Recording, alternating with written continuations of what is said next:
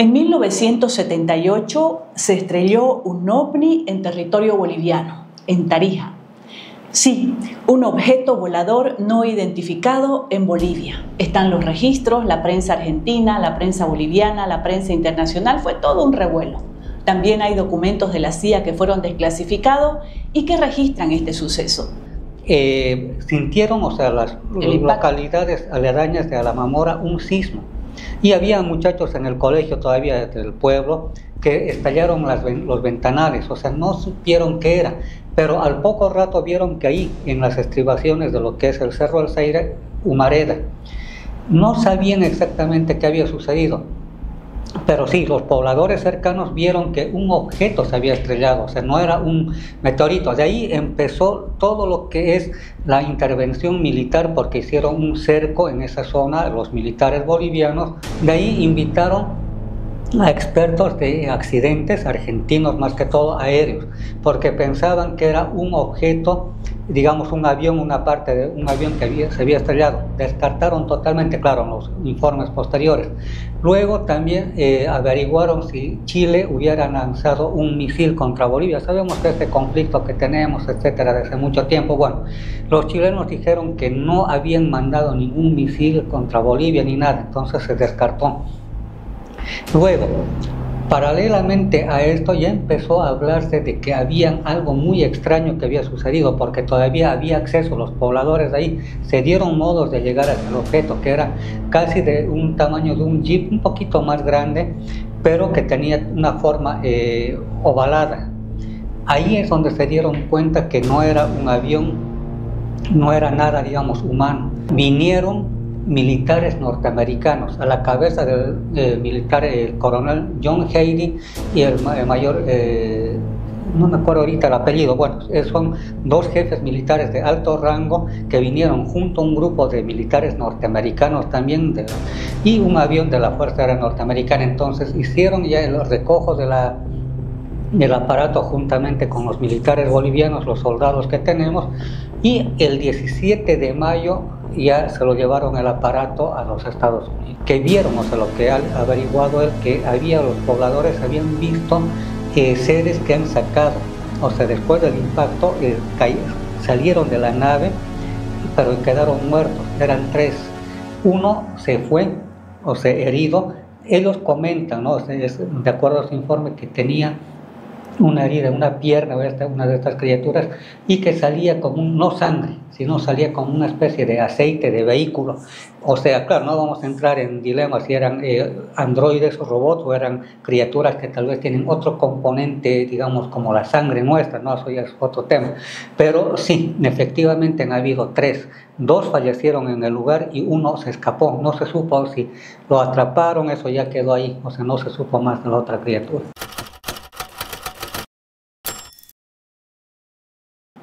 Bienvenidos a La Máquina de Escribir, donde las historias cuentan vidas y las vidas cuentan historias. Hoy vamos a conversar, a rememorar este suceso en la historia boliviana, y lo vamos a hacer con un personaje que hemos invitado. Él es Juan Carlos Aliaga, un hombre que ha dedicado una buena parte de su vida a indagar este tipo de hechos, y hablaremos sobre este suceso y sobre su persona, sobre las indagaciones, sobre las experiencias que ha tenido.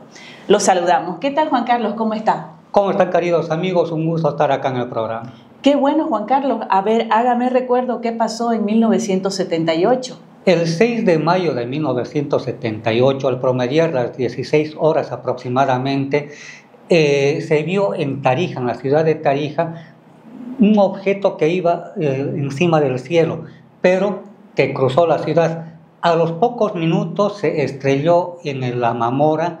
Eso está en la frontera entre Argentina y Bolivia.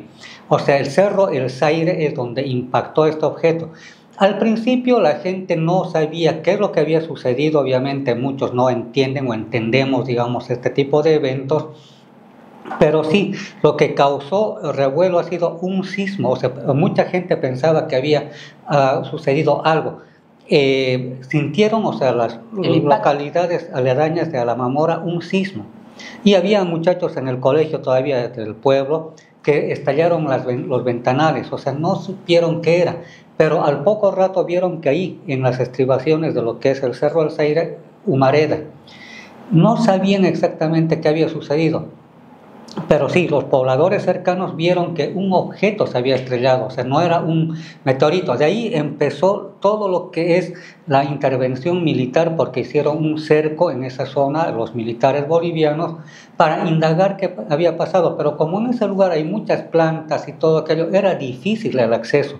Así que prefirieron dar parte a la Gendarmería Nacional Argentina, o sea, los amigos argentinos, que desde ese lado, estamos hablando de 1978, cuando las carreteras acá en Bolivia casi eran inexistentes, el único acceso era por territorio argentino, ingresar de vuelta a Bolivia para estar ahí en la Mamora. Entonces era difícil. Entonces vinieron ya gente encargada de la Gendarmería Nacional Argentina para hacer los primeros levantamientos, digamos, del lugar que había sucedido. Y bueno, vieron que era algo extraño porque se veía un objeto metálico que se había estrellado ahí, y decidieron ya dar parte primero a las autoridades bolivianas porque estaba en territorio boliviano, y decirles que la gente encargada de la Universidad Misael Saracho de Tarija se hagan presentes. Bueno, vinieron gente encargada, más que todo cuestión de, digamos, ciencia y todo aquello. No dijeron nada porque no era, digamos, su competencia, porque vieron ahí que no entendían qué sucedía. De ahí invitaron a expertos de accidentes argentinos, más que todo aéreos, porque pensaban que era un objeto, digamos, un avión, una parte de un avión que se había estrellado. Descartaron totalmente, claro, en los informes posteriores. Luego también averiguaron si Chile hubiera lanzado un misil contra Bolivia. Sabemos que este conflicto que tenemos, etcétera, desde mucho tiempo, bueno, los chilenos dijeron que no habían mandado ningún misil contra Bolivia ni nada, entonces se descartó. Luego, paralelamente a esto, ya empezó a hablarse de que había algo muy extraño que había sucedido, porque todavía había acceso. Los pobladores de ahí se dieron modos de llegar hasta el objeto, que era casi de un tamaño de un jeep, un poquito más grande, pero que tenía una forma ovalada. Ahí es donde se dieron cuenta que no era un avión, no era nada, digamos, humano. De ahí dieron parte ya el gobierno boliviano a la embajada norteamericana para que se hiciera presente. Sí, la CIA. Uno dirá, pero eso se encargan, sí, porque ellos se encargan. Bueno, el FBI, hay que hacer un paréntesis acá. Muchos hemos visto las películas o hasta series de televisión que el FBI se encarga de todo lo que es extraterrestres, todo aquello. El FBI es encargado netamente en territorio norteamericano porque es algo propio de ahí. La CIA, ellos sí tienen sus brazos ahí que pueden moverse por cualquier parte del mundo, cuestión terrorismo, alzamiento armado y cualquier cosa, y también este tipo de eventos, ¿no? Entonces vinieron ellos, dieron un informe, pero después, esto fue el 6 de mayo, de ahí fueron corriendo los días. Ya el 14 de mayo de ese 78, justamente varios días después de haber sucedido el hecho, ya vinieron militares norteamericanos a la cabeza del militar, el coronel John Haley y el mayor, no me acuerdo ahorita el apellido. Bueno, son dos jefes militares de alto rango que vinieron junto a un grupo de militares norteamericanos también, y un avión de la Fuerza Aérea Norteamericana. Entonces hicieron ya el recojo del aparato juntamente con los militares bolivianos, los soldados que tenemos, y el 17 de mayo ya se lo llevaron el aparato a los Estados Unidos. ¿Qué suceso? He leído también en mis pocas indagaciones, usted lo ha hecho en profundidad, de que este caso en específico sucedido en Bolivia tiene un impacto en la historia de la ufología en Sudamericana, ¿no? En realidad, impacto va a ser siempre a nivel mundial. Por ejemplo, ¿qué es lo que sucede? Todos estos aparatos que tenemos, pantallas planas, celulares y todo lo que tenemos en tecnología, han sido sacados de las naves extraterrestres. Claro, si hablamos de Bolivia, también ha ido a parar esa tecnología a Estados Unidos. No solamente son los norteamericanos. Uno dice, bueno, aquí no vamos a entrar en política, obviamente. Sí, muchos le decimos a los gringos aquí, los pero gringos los rusos allá, también lo hacen, ¿no? Los soviéticos en ese tiempo, sí, ya, porque ellos también han estado en otros lugares. No es el único caso. Sabemos Roswell en Estados Unidos, el año 47 hubieron otros casos también dentro de Estados Unidos. en el África. Hay un caso acá en el Brasil el año 91, 92 aproximadamente, donde una nave cayó en el Brasil, ¿ya? Los militares brasileños, es el caso Varginha, se llama, los militares brasileños impidieron que los norteamericanos se lo lleven al aparato, se quedó, ¿ya? Y bueno, sabemos que Brasil, claro, no será una potencia tecnológica como es Estados Unidos, Japón, etcétera, pero vemos que tienen una tecnología mucho más avanzada en Latinoamérica, o sea, lo que es Sudamérica. Entonces, ese es el impacto, o sea, cuando caen estas naves prácticamente no solamente ver los cuerpos de las criaturas, sino es la tecnología que llevan internamente. ¿Y en el caso boliviano se vieron restos de seres no humanos? Sí, efectivamente, yo ya hice indagaciones posteriormente. Todavía estaba en vida el señor Bob Pratt, era británico, un investigador de fenómeno ovni, falleció en 2011, 2010 más o menos, y estuvimos hace tiempo atrás en contacto. Él ha hecho una investigación, todo el informe está en inglés, se llama Moon Dust, o sea, polvo lunar en inglés. Entonces, él en ese informe dice, porque él ha llegado acá a Tarija también, que vieron, o sea, lo que ha averiguado él, que los pobladores habían visto seres que han sacado, o sea, después del impacto salieron de la nave, pero quedaron muertos, eran 3. Uno se fue, o sea, herido. Ellos comentan, ¿no? O sea, de acuerdo a su informe, que tenía una herida en una pierna, una de estas criaturas, y que salía como no sangre, sino salía como una especie de aceite de vehículo. O sea, claro, no vamos a entrar en dilemas si eran androides o robots, o eran criaturas que tal vez tienen otro componente, digamos, como la sangre nuestra, ¿no? Eso ya es otro tema. Pero sí, efectivamente han habido 3. 2 fallecieron en el lugar y 1 se escapó. No se supo si lo atraparon, eso ya quedó ahí, o sea, no se supo más de la otra criatura. Los testigos, porque habían testigos, ¿no es cierto?, pudieron tener un contacto, poder observar este suceso de los restos. Había pobladores, como dije, o sea, ellos saben, o sea, cuando uno vive en un lugar, sabe donde hay un cerro. Mineros también, entiendo, ¿no? Eran poco, así que minería casi no, pero lo que eran gente del lugar que fueron justamente al Cerro del Zaire para ver qué es lo que había sucedido. Entonces, gente que, o sea, no interactuaron, no es que hayan visto y hayan hecho el contacto, no, sino lo que ha sucedido ahí es que han visto los cuerpos ya tirados porque salieron de la nave, según explican ellos, y murieron, o sea, a los pocos minutos. Tal vez el aire nuestro es tóxico, pienso.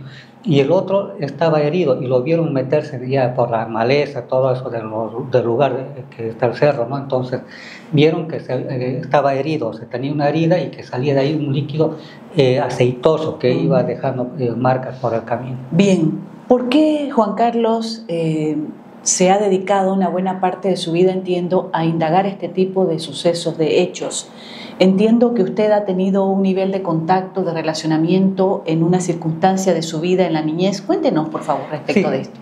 Todo sucedió en 1986. En ese tiempo yo tenía 14 años de edad, porque en mayo cumplo años, todavía tenía 14, entrando a los 15. Yo vivía en la ciudad de La Paz.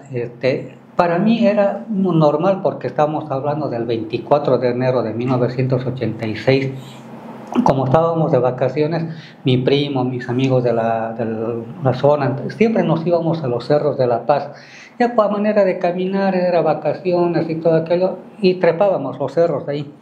Y sucede que ese 24 de enero, cosas del destino, pienso yo, ni mis amigos, o sea, del barrio, los vecinitos que tenía ahí, y también mi primo, que no pudieron salir, sus papás les llamaron la atención, no sé qué, y como yo soy cumplido, para mí mismo inclusive, yo dije, yo tenía ya planificado ir al cerro hoy, y me fui, ya, todo normal, conocí el camino, ya varias veces había subido, se tarda casi 1 hora y media hasta llegar hasta donde íbamos, pero yo siempre, bueno, salíamos con mis amigos a eso de las 14 horas y lo mismo hice yo, subí y bueno, lo que yo llevaba era siempre prismáticos para ver la ciudad, todo aquello, eso es la parte de la historia, ¿no? Pero como yo había llegado ahí un poquito más allá me fui, casi 1 hora y media, casi 2 se tardaba, digamos, era 2 de la tarde, 3 y media. Un rato estuve, subí un poco más y estaba ya atardeciendo, porque la bajada es casi igual, 1 hora y media, más o menos, ¿no? Entonces yo decidí volver por un lugar que nunca había bajado. O sea, era para cortar camino, pero yo sabía que iba a llegar ahí a lo que es el abajo, porque ahí había una avenida ya. Bueno, entonces yo estuve en ese lugar y bueno, me empezaron a perseguir unos perros, unos animales ahí, ¿ya? Y entonces corrí. Y era así, digamos, esto era el cerro y había un sendero, así como en la mesa, ¿no? Ya, había un sendero que aparentemente era algo sólido, había pasto, todo aquello, y yo decidí ir por ese lugar, y no era sólido, había sido pasto, y ahí pisé en falso prácticamente, y empecé a rodar. Uno dirá, ¿y para qué cuenta esto? Porque tiene que ver mucho de lo que sucede de ahí en adelante en mi vida. Entonces empecé a rodar, ¿ya? Yo pienso que aquellos que también han tenido un accidente, por ejemplo, que hayan tenido algo fuerte en su vida, todo pasa lento, como cámara lenta. Yo veía pasar latas, piedras, pero era eterno, o sea, para mí era bien lento. Y no me dolía nada, o sea, no es para decir que uno chocaba algo y estaba dolorido y que uno se encorvaba de dolor, no sentía nada, iba rodando. Lo único que pensaba esos instantes largos, ¿ya? Porque yo en ese tiempo, mi hermano era chiquito, ¿no? Y yo decía, ¿qué será de mi hermanito? ¿Qué será de mi papá y mi mamá? ¿Me encontrarán ahí? O sea, ya pensaba eso. Entonces yo decía, bueno, a ver qué pasa. Y en ese interín de tiempo sentí yo que algo o alguien, por eso en ese tiempo no sabía qué era, que alguien me sujetaba, así como una madre sujeta a la criatura, entonces para protegerla. Como protegiéndolo. Sí, entonces caí, y luego caí al suelo, sí, efectivamente, ya al llegar al suelo, lo único que vi es que sí, o sea, quería saber si estaba completo, y no, hasta el día de hoy no tengo ninguna fractura, ningún problema de salud, como me ve estoy tranquilo, ya, nada de nada, y claro, llegué al suelo, ya aturdido, sí, y como bajando la avenida más o menos ha debido ser unos 20 minutos más. Ahí ya estaba la casa de mi tío y ahí estaba mi abuela, ¿ya? Claro, estoy explicando cómo comenzó todo, o sea, el relato, ¿no? Una consulta, perdone, cuando usted sentía que estaba siendo protegido, ¿esa protección era una protección física? Etérica, pero a la vez, no, ahí es como que fuera, digamos, intermedio, o sea, ni físico ni astral, digamos así, o sea, algo intermedio. Y una aclaración también importante, aquellos que son casi de mi edad, ya 53, 54, un poquito menos tal vez, se deben acordar, y esto es a nivel nacional en Bolivia, solamente existían 2 canales, el canal universitario y el canal 7, Televisión Nacional. Bueno, entonces, no, y si se acuerdan, no había programación, empezaban 4 o 5 de la tarde, habían enlatados, o sea, pura música, videos musicales, todo aquello, tipo 7 de la noche era un informativo, luego otra vez enlatados, o sea, musicales, algún que otro dibujo animado y ahí acababa, todos los días obviamente era eso.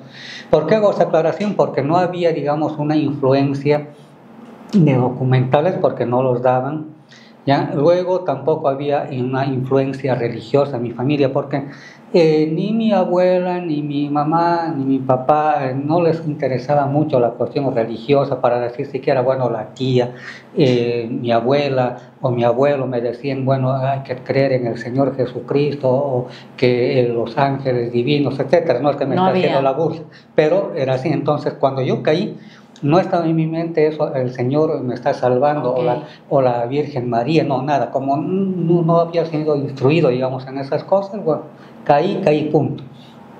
Ahora viene lo interesante, claro, estaba convaleciente, me habían llevado al médico, todo eso, claro, me había mordido y todo el perro, ni cuenta me había dado, hay unas marcas ahí, pero me llevaron al médico, me dijeron, no tiene nada, claro, dolorido, sí, estuve convaleciente, como digo, sí, todavía estábamos en vacaciones de colegio. Y entonces ahí, en ese tiempo de convalecencia, casi 7 días, no tirado en cama, pero sí, digamos, moviéndome apenas, sentí la presencia nuevamente de ese ser. ¿ya? De ese ser que venía a mi cama, o sea, estamos hablando a nivel energético, astral. Okay. Y presentó, se llama Otar, es de la raza felina, es una criatura que viene del espacio, o sea, él es varón, macho. Se presentó. Sí, y me dijo que vengo del espacio, yo te protegí para que no te suceda nada, etc.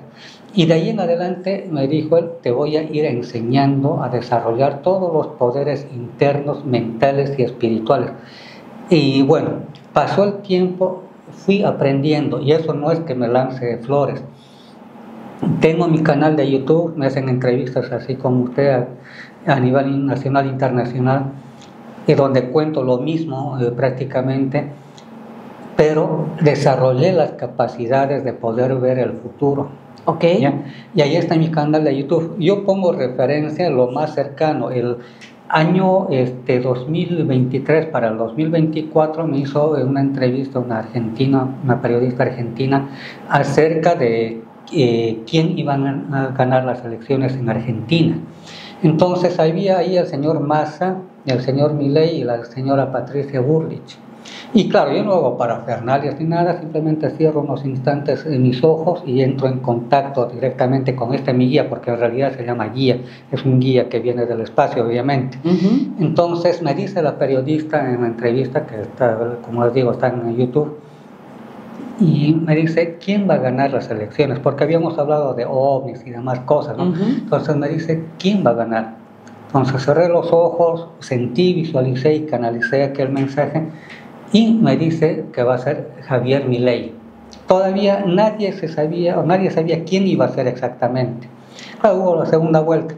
Ahora, ahí mismo en la entrevista, como yo canalicé y visualicé, que la mujer, o sea que era la tercera para hacer esta cuestión de la contienda electoral, es la señora Patricia Bullrich. Y entonces yo le digo a la periodista argentina, mire, esta señora, ya Patricia Bullrich, va a estar en el gobierno del señor Milei. Y ella, claro, me dice, como él vive ahí, sabe la idiosincrasia de los políticos. Sí, no va a ser, porque difícilmente no coincide ni con uno ni con otro. Bien, pasó el tiempo, ganó Milei, y esta señora Patricia Bullrich es actualmente la jefe de defensa y seguridad de Argentina. Está participando en esto, o sea, en el gobierno. Y 2024, el año pasado, en el mes de enero aproximadamente, para un canal norteamericano, me pregunta el periodista, ¿no?, ¿quién iba a ganar las elecciones en Estados Unidos? Todos querían, claro, Biden todavía estaba como candidato hasta que fue Kamala Harris, que ha hecho la sucesión ahí como candidata. Sí. Bueno, la cosa es que nadie lo quería a Trump, muchos no lo quieren, bueno, es otro tema, ya que no es político, pero no lo querían. Pero todos pensaban que iba a ser Biden o Kamala Harris. Y en enero de 2024 yo igual hice la canalización, todo aquello, y salió efectivamente que iba a ser Donald Trump. Yo ahí al vivo, que también está en el YouTube, le dije, va a ser Donald Trump. Y fue así en noviembre de este año. Mire usted, qué interesante, Juan Carlos. Entonces, por favor, vaya haciendo las canalizaciones, porque le voy a preguntar quién va a ganar la elección próxima aquí en Bolivia. Antes de eso, Juan Carlos, últimamente, no sé si es porque la comunicación se ha multiplicado debido a esta revolución tecnológica que hay, pero hay mucha información sobre avistamientos. Es decir, lo que hemos empezado relatando en 1978, ahora hay en Estados Unidos, sobre todo, un montón de supuestos drones, ovni, en Argentina, en Chile. ¿Eso siempre ocurrió? ¿Es un fenómeno? ¿Nos dice algo? Prácticamente las apariciones o avistamientos ovni siempre ha existido desde hace miles de años. ¿Por qué digo miles de años? Porque hay vestigios acá en Samaipata, en Tiahuanacu, en lo que es el Salar de Uyuni, si hablamos de Bolivia, lo que es Argentina, en Córdoba, y muchos lugares en el mundo. Bien, siempre ha habido. Claro, la tecnología, ahora tenemos un aparato del celular, podemos grabar. Ahí está la facilidad. Antes había que cargar una cámara fotográfica que no se podía, digamos, había que revelar, pasar el tiempo. Bueno, ahora no. Ha habido siempre. Hay ahora y va a seguir habiendo. Ahora, la diferencia está en que se están manifestando más intensamente. Desde el año 2000, 2016, cuando estaba entrando todavía Donald Trump en el primer mandato, él por orden ya ejecutiva, que le llaman, es un decreto en otras palabras, él ha obligado a las fuerzas de seguridad, la CIA, el FBI, el Pentágono y otras más que están en Estados Unidos, a desclasificar sus archivos. Ya, no solamente de OVNI, sino de lo que ha muerto Kennedy y otras cosas más, ahora está esto, ¿no? Pero ha dado la orden, o sea, un decreto que ya con el cambio de Joe Biden igual lo ha hecho, o sea, ellos prácticamente respetan, si lo que hizo un presidente y dejó ahí un decreto, siguen manteniendo aquello que es de interés nacional, digamos, ¿no? Como acá entra uno, sale el otro, le patea todo lo que ha hecho y seguimos en lo mismo, entonces ellos son muy metódicos y tienen aquello. Entonces, se ha ido desclasificando y ustedes han debido ver desde 2016, 2017, 2018 y luego estuvo Biden, ¿no? Todo este tiempo, se ha mostrado a nivel mundial, ¿ya? Los informes de pilotos, agentes de la CIA, agentes del FBI, mostrando al público ante el Congreso norteamericano. Así es. ¿Ya? Para que se sepa. Entonces, prácticamente la presencia de ovnis está ahí. Ahora, el año pasado, antes de las elecciones en Estados Unidos, ha habido una presencia masiva de ovnis en New Jersey, para ser más claro. Entonces, donde han habido dos cosas interesantes: presencia de ovnis, sí, como conocemos, objetos voladores no identificados, pero a la vez drones que son de fabricación humana, pero que han hecho, digamos, una especie de, no guerra, sino persecuciones. ¿Para qué? Para que sepamos la diferencia de uno y otro. ¿Y qué cosas tiene la vida? En la casa de Donald Trump, en esas fechas, ha aparecido unos ovnis, nada que ver drones, encima de la casa de Donald Trump. ¿Hay el registro? Está ahí, todo está ahí, o sea, yo tengo el material, o sea, está ahí. Él mismo declara, Donald Trump, en ese tiempo, están aquí encima de mi casa, está ahí, uno puede ver Fox News de esa época, o NBC, lo que está, él mismo declara. Y que nos digan, y él mismo pedía en ese tiempo, porque no era electo ya como presidente, pero él pedía, quiero que nos den un informe, o sea, de la Secretaría de Defensa, que es equivalente al Ministerio de Defensa, quiénes son, por qué vienen y para qué están aquí. Entonces uno puede ver los registros de esos canales internacionales y ahí está. Entonces hay muchas cosas, y aquí en Bolivia hay algo que sucede. Me di cuenta que hay mucho hermetismo, ni que fuéramos nosotros pues un país que fabricáramos bombas atómicas. La verdad es una crítica bien clara, ni un bolígrafo hacemos, pero han habido presencia de ovnis. Yo tengo unos videos donde en la base aérea de ahí de Cochabamba, o sea, Jorge Wilstermann, que comparte con los militares, ya el año 2023, más o menos en el mes de septiembre, ha habido presencia de ovnis mientras los militares estaban haciendo, creo, por el aniversario de Cochabamba, unas parada militar. En plena base aérea, estaban los helicópteros y de aquí de la Fuerza Aérea, y sucede que estaban volando. Ahí yo lo tengo, los videos, están ahí la Fuerza Aérea, y encima del aeropuerto de Jorge Wilstermann está ahí volando la nave, y un helicóptero de la Fuerza Aérea levanta vuelo ahí. Y yo me di el tiempito de ir hasta Cochabamba justamente para indagar aquello. Y lastimosamente nuestros militares no quieren hablar de aquello.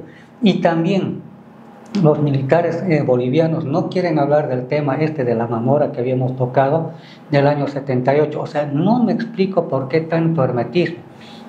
Ahora, no voy a dar nombre, pero sí, hay una señora que es una amistad nuestra, o sea, me refiero con mi esposa Mar, que es esposa de un jefe militar de alto rango, no voy a dar nombres por seguridad.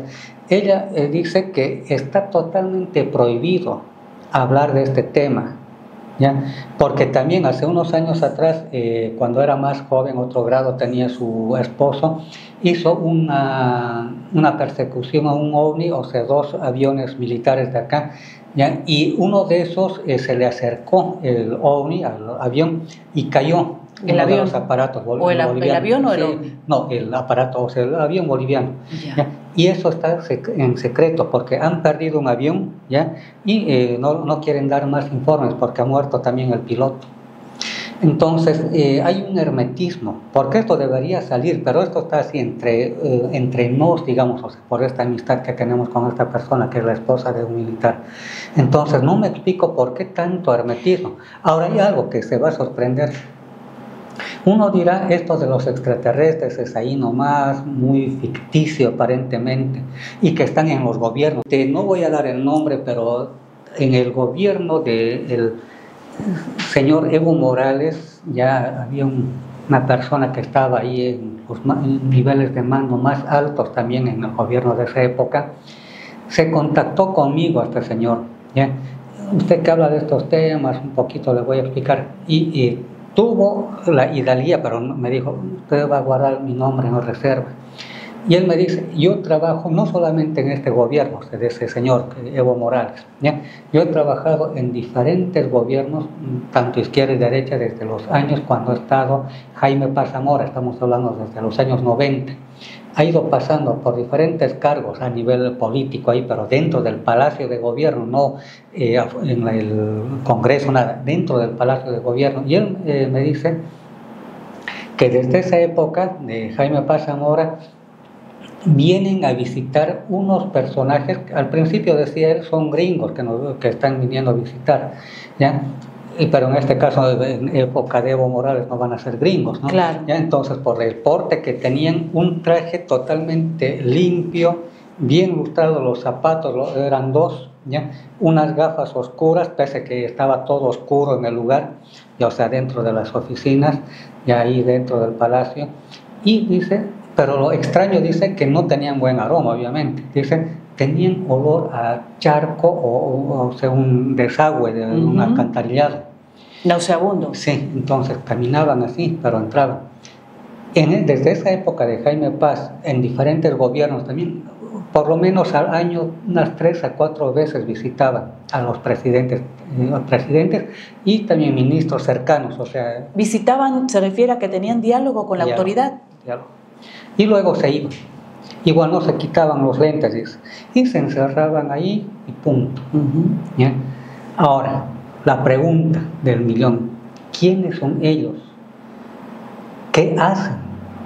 Porque según el relato también no tenían la piel como la que tenemos, por más que sean blancos, rubios, pero tenían aspecto escamoso.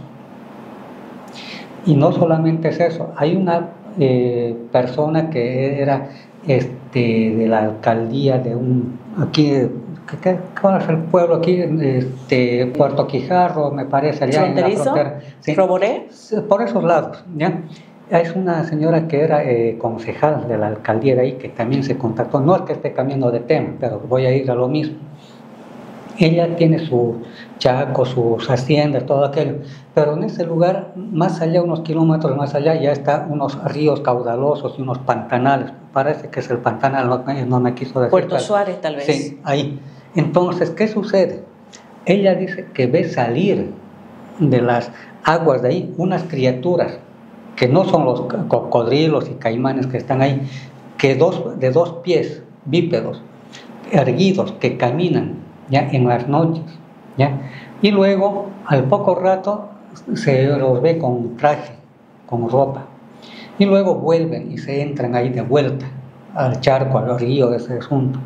Entonces, ¿no será aquello que nos cuenta la historia, tal vez algunos fantasiosa, de que los reptilianos, que es una raza extraterrestre, así como en el caso mío hice contacto con los felinos, hay los pleiadianos, hay los aviares, o sea, criaturas como aves, pero que vienen de otros lugares?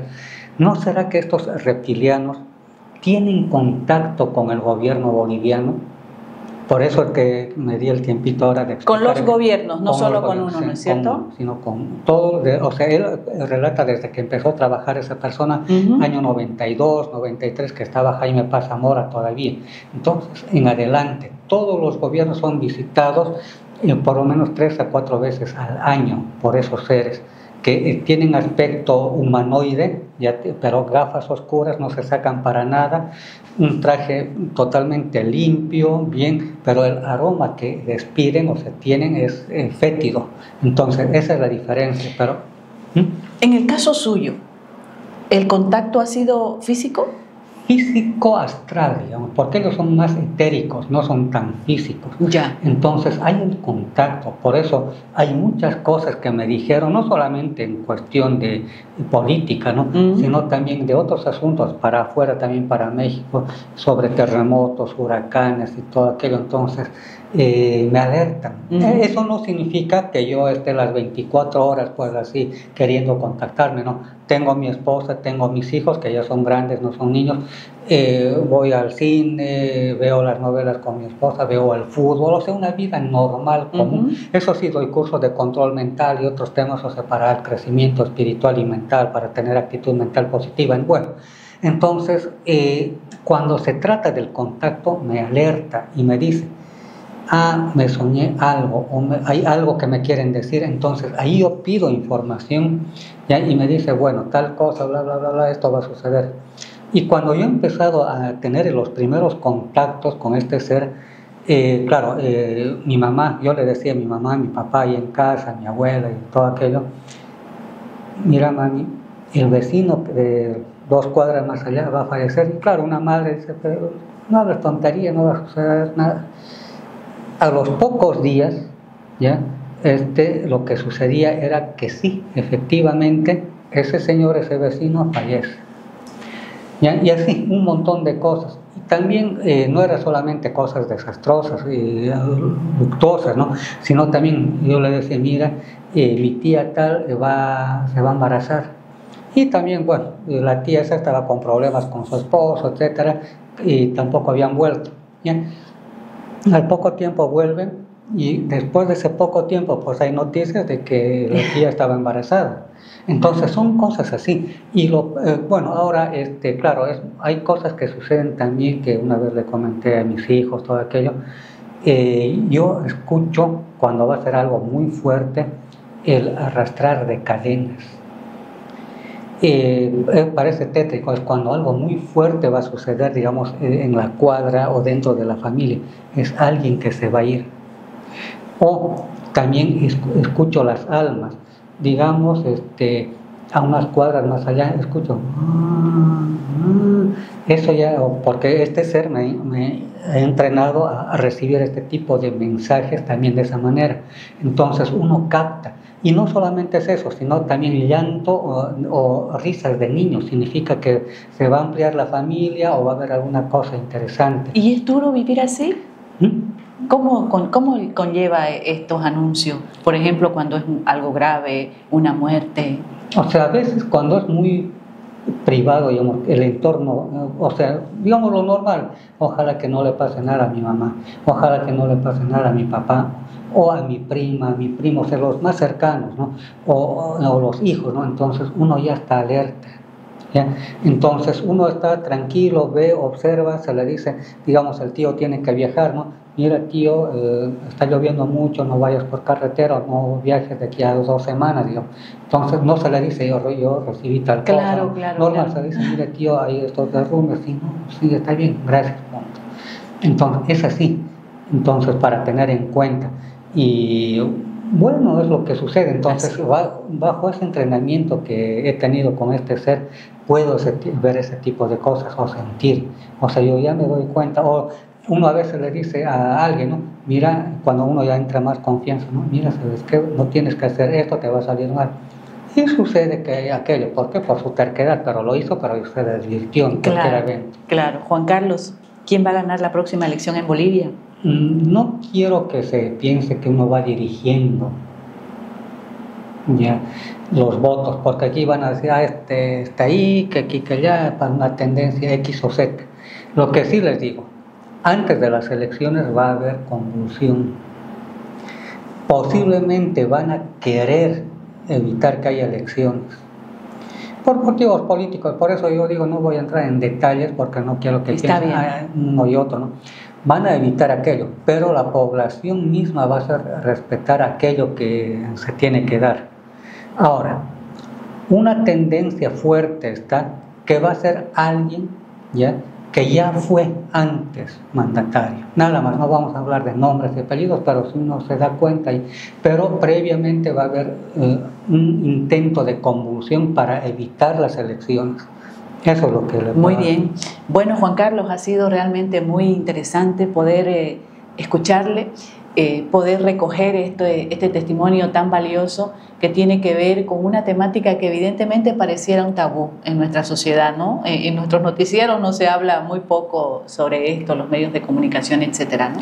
Sí, es que nosotros en Bolivia no estamos preparados. Por ejemplo, en el Perú, en los noticieros siempre hablan de diferentes temas, obviamente, pero si aparece algo ahí, lo hacen en Chile.